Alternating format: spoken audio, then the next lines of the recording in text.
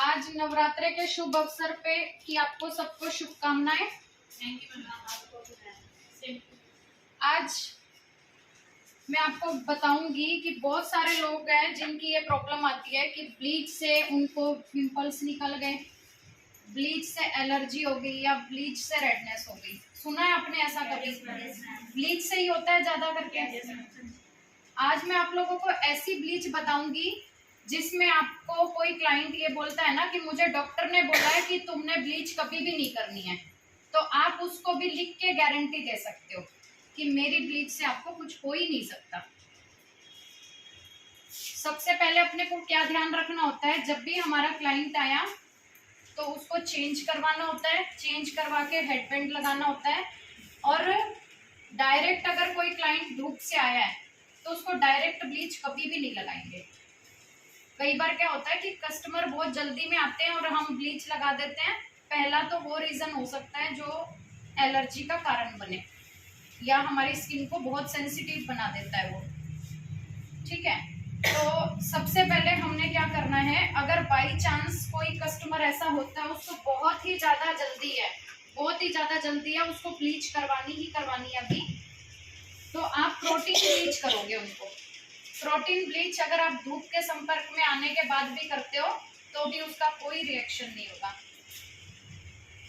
सबसे पहले कॉटन से फेस को बहुत अच्छे से क्लीन करेंगे। ब्लीच करने से पहले क्या करेंगे, कॉटन से अच्छे से क्लीन कर देंगे फेस को, ताकि कोई भी पहले वाला मेकअप लगा हुआ ना हो, इस तरह की कोई डस्ट ना हो।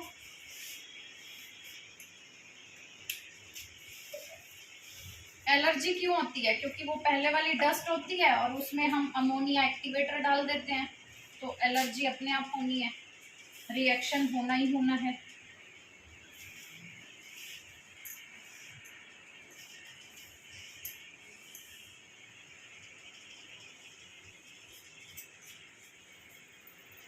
कि सिर्फ क्लींजिंग मिल्क लेते हैं कॉटन में और मुंह को पोंछ देते हैं और ब्लीच लगा देते हैं, ऐसा देखा है किसी ने? क्लींजिंग मिल्क लेते हैं कॉटन में और फेस को क्लीन करते हैं और ब्लीच अप्लाई कर देते हैं, तो वो बहुत गलत तरीका है। हालांकि ये बहुत डीपली काम करता है, क्लींजर, टोनर और इसके अंदर जो है मेकअप रिमूवर, ये तीनों एक ही में है। उसके बावजूद भी हम अच्छे से 2 बार क्लीन किया है, डस्ट प्रॉपर अच्छे से निकल गई, पर डीप लेयर तक डस्ट निकालने के लिए हम क्या करेंगे, क्लींजिंग।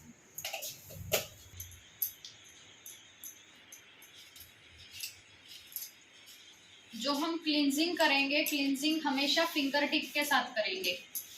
क्लींजिंग में पाम का यूज नहीं होगा और बहुत हल्के हाथों से क्लींजिंग होती है। कुछ कस्टमर ऐसे होते हैं, बोलते हैं जोर से करो, जोर से करो, टाइट हाथों से करो, बोलते हैं ना कुछ लोग, किसी की नहीं सुननी। जब भी हम क्लींजिंग कर रहे हैं तो हाथ हमारा हमेशा हल्का होना चाहिए, टाइट हाथों से क्लींजिंग नहीं करेंगे, क्योंकि हमने क्लींजिंग का काम क्या होता है, डस्ट को बाहर निकालना, ना कि अगर हम पाम से करेंगे तो वो क्या कर रहे हैं, हम प्रेस कर रहे हैं, मतलब कि जो डस्ट है उसको प्रेस कर रहे हैं। प्रेस होने के बाद क्या होता है, एक कपड़े पे भी कोई दाग लग जाता है, मान के चलो, उसके ऊपर आप आयरन कर देते हो तो क्या होता है, और भी पक्का हो जाता है वो दाग, फिर उसके बाद निकलना बहुत मुश्किल हो जाता है, उसको साफ होना बहुत मुश्किल हो जाता है। तो वो ही प्रोसीजर हमारी स्किन के अंदर है। जो ये डस्ट है, डस्ट के ऊपर हम अगर टाइट हाथों से पाम का यूज करते हैं इस तरह से, तो क्या होता है, हमारा डस्ट अंदर जाता है और फिर वो निकलना बहुत मुश्किल हो जाता है। इसीलिए अपने को बिल्कुल हल्के हाथों से फिंगर टिप से करना है क्लींजिंग।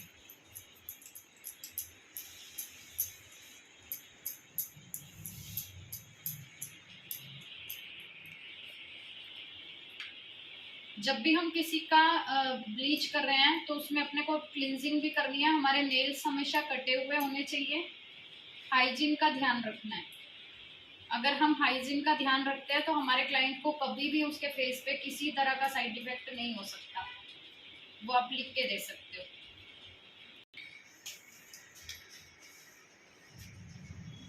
प्रॉपर अच्छे से ये क्लींजिंग करने के बाद तब हम ब्लीच करेंगे।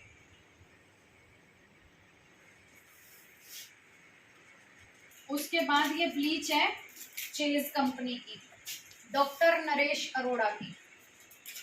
और ये जो डॉक्टर साहब हैं वो खुद उनकी मैन्युफैक्चरिंग है, एक डॉक्टर की बनाई गई ब्लीच है ये, तो कभी भी किसी को नुकसान कर ही नहीं सकती। अब इसी की ये डॉक्टर नरेश अरोड़ा की ही ये ऑक्सी की ब्लीच है, हम इनको ऑक्सी ब्लीच कर रहे हैं।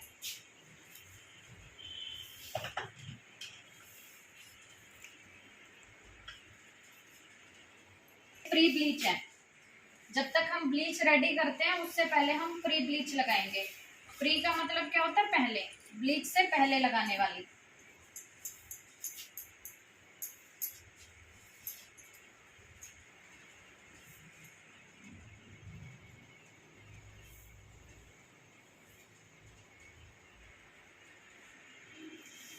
ये स्किन में क्या वर्क करती है मैम? प्री का मतलब ब्लीच से पहले किसी भी तरह की जो एक्टिवेटर का नुकसान है, एक्टिवेटर तो एक्टिवेटर ही है, चाहे वो कितना भी अच्छा किसी भी कंपनी का है, उसमें अमोनिया तो है ही है, कहीं ना कहीं हार्म करेगा ही, पर प्री ब्लीच ऐसी है जो उसको होने नहीं देगी नुकसान। अब ये एक्टिवेटर है, हम लोग डायरेक्ट ब्लीच क्रीम के ऊपर एक्टिवेटर नहीं डालेंगे, एक्टिवेटर डालेंगे हम साइड में।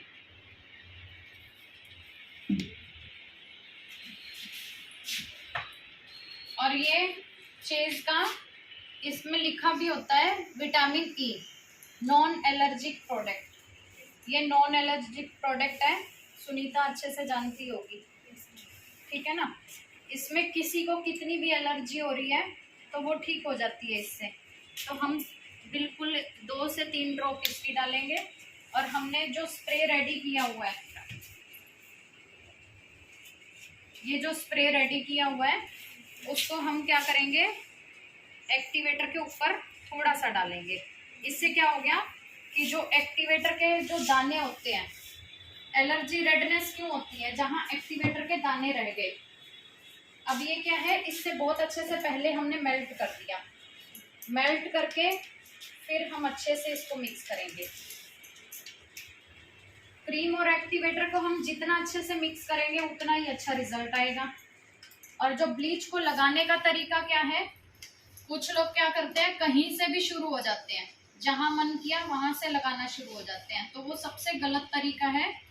जो ब्लीच लगती है हमेशा जो लाइन से स्टार्ट होती है, ठीक है, बार्बर एरिया जिसको दाढ़ी का एरिया बोलते हैं, ठीक है। जो लाइन ये होता है ईयर टू ईयर, जो लाइन से शुरू करेंगे। सबसे पहले ब्लीच हम जो लाइन पे लगाएंगे, दूसरे नंबर पे लगाएंगे हम टी जोन,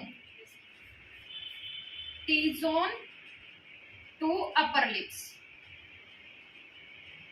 क्लियर। फर्स्ट जो line, second T zone to upper lips, third number पे सी जोन, ये जो चिक्स का एरिया होता है इसको बोलते हैं हम C zone, C zone to nose, ये nose to C zone, clear. इस तरह से अगर हम ब्लीच लगाते हैं तो किसी को एलर्जी नहीं होती, क्योंकि सी जोन पे सबसे लास्ट में ब्लीच इसीलिए लगती है क्योंकि सबसे सेंसिटिव एरिया क्या होता है, आंखों का। आंखों पे तो ब्लीच लगती नहीं, उसके अलावा कहाँ का होता है, गालों का।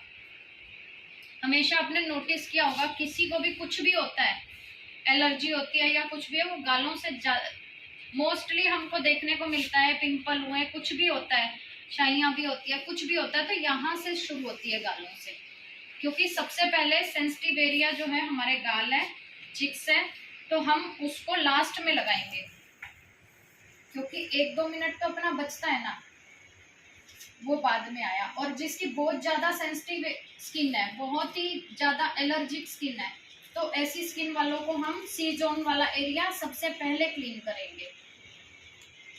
क्लीन करते समय भी, नॉर्मल सबको नहीं, जिनकी एलर्जिक स्किन है उनको सी जोन पहले क्लियर करेंगे। तो ये हमने बहुत अच्छे से मिक्स कर दिया।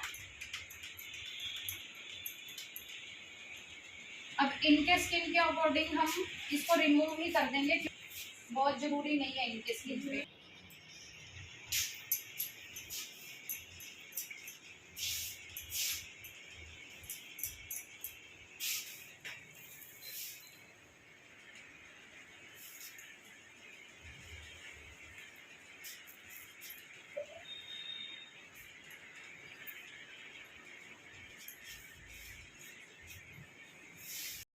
आप बिल्कुल हैंड प्रैक्टिस कर सकते हो। अभी आपको ब्लीच लगाने का तरीका बता दिया है, आप एक बार खुद लगा कर देख सकते हो।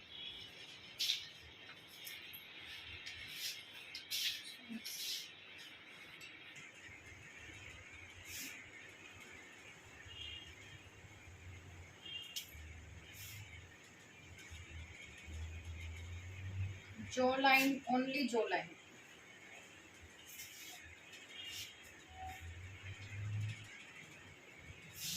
टी जोन 2 अपर लिप्स बोला था।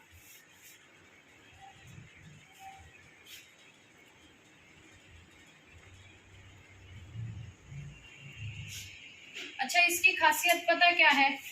कुछ लोग क्या, मार्केट में जो भी ब्लीच मिलती है, देखा है कभी आंखों में से पानी निकलता है या जलन होती है, इसको लगाने से कूलिंग मिलती है। बहुत एलर्जिक स्किन है तो 1-2 मिनट के लिए तो हर ब्लीच में होता ही है, पर उसके बाद इसके अंदर जलन नहीं होती, कुछ ठंडा ठंडा सा लगता है। जो इसकी मिंट कूल ब्लीच है ना, इसको लगाने से ठंडा महसूस होता है और गर्मियों में बहुत बेस्ट ब्लीच है। मार्केट में ऐसी कोई ब्लीच नहीं है जो ऐसा कूलिंग देती हो। तभी तो हम गारंटी ले सकते हैं इस ब्लीच की कि किसी को हमारी ब्लीच से साइड इफेक्ट हो ही नहीं सकता।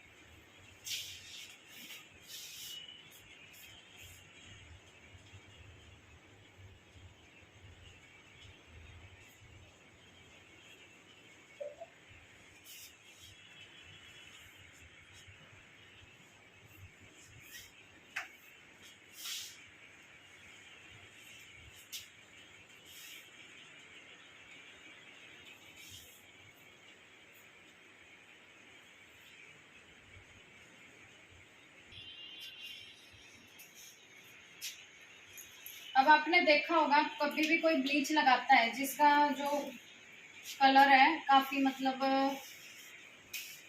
डल हो रहा है, ऐसे लोग जब ब्लीच करवाते हैं तो ब्लीच आंखों पे तो लगती नहीं, तो उससे क्या है, पड़ोसी भी पूछता है तूने ब्लीच करवाई है।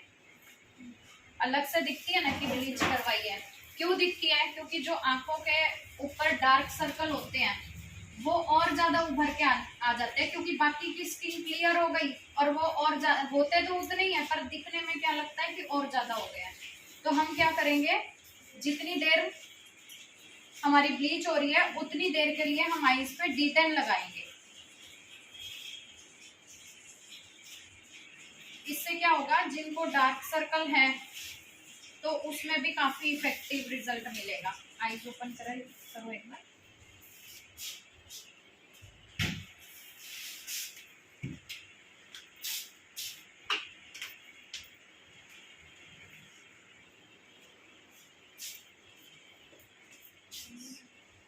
जब भी हमने ब्लीच उतारनी है, बिल्कुल थोड़ा सा अपना हाथ गीला करेंगे और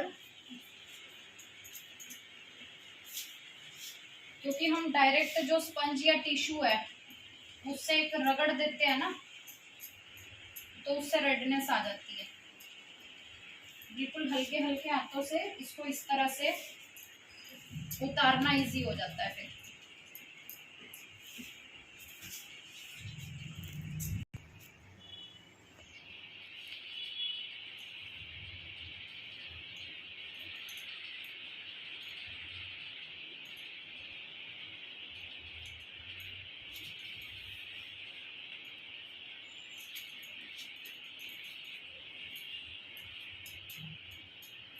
गर्मियों की जी अलग से वैक्स आती है क्या में भी आती है?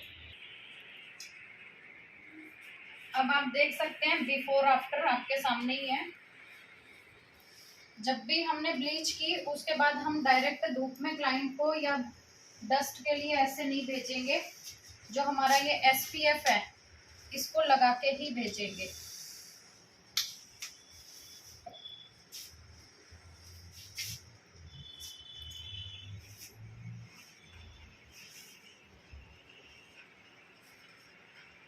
जो SPF लगाएंगे उसको हम फिंगर टिप से नहीं लगाएंगे, पाम से लगाएंगे, क्योंकि प्रेस कर रहे हैं।